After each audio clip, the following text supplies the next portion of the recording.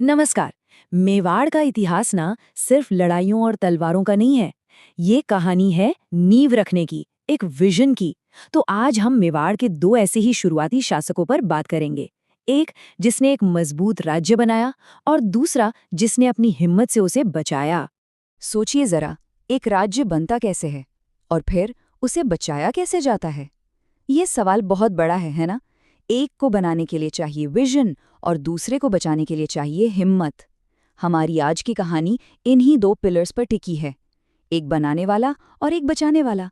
तो चलिए शुरू करते हैं। पहले हिस्से में मिलते हैं अल्लट से, एक ऐसा शासक जिसे मेवाड़ में एक बिल्कुल नया एडमिनिस्ट्रेटिव सिस्टम, मतलब एक नई प्रशासनिक व्यवस्था बनाने का क्रेडिट दिया जाता है। तो ये है अल्लट, जिन्हें इतिहास में आलू रावल के नाम से भी जाना जाता है। हमें इनके बारे में पता चलता है सरणेश्वर प्रशस्ति से, जो बताती है कि इनका शासनकाल लगभग 953 ईस्वी के आसपास था। और यही प्रशस्ति उनके समय की जानकारी का एक बहुत ही जरूरी सोर्स है। अल्लट का विजन देखिए जरा।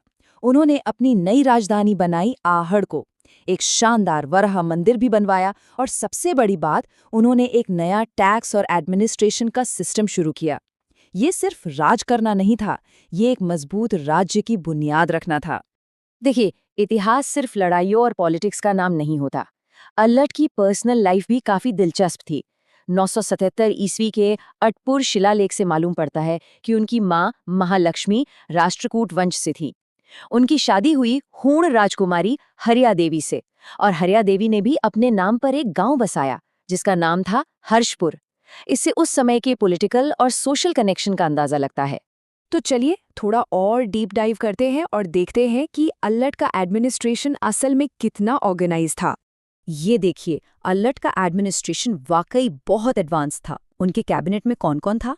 अमात्य, जो प्रधानमंत्री थे, अक्षपटलिक यानी युद्ध और शांति के मंत्री, सांध्य विग्रहिक जो थे चीफ अकाउंटिंग ऑफिसर, फिर भिषगाधिराज यानी रॉयल डॉक्टर, और बंदीपति जो शाही चारण होते थे, राजा की प्रशंसा करने वाले। जरा सोचिए, उस जमाने में सरकार का इतना डिटेल्ड स्ट्रक्चर।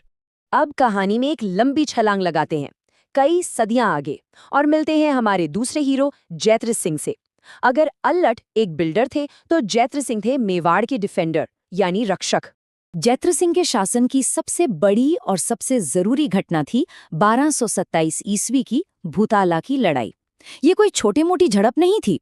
एक तरफ थे मेवाड़ के शासक जैत्र सिंह और दूसरी तरफ दिल्ली का ताकतवर सुल्तान इल्तुतमिश। अच्छा, इस जबरदस्त लड़ाई के बारे में हमें पता कहाँ से चलता है?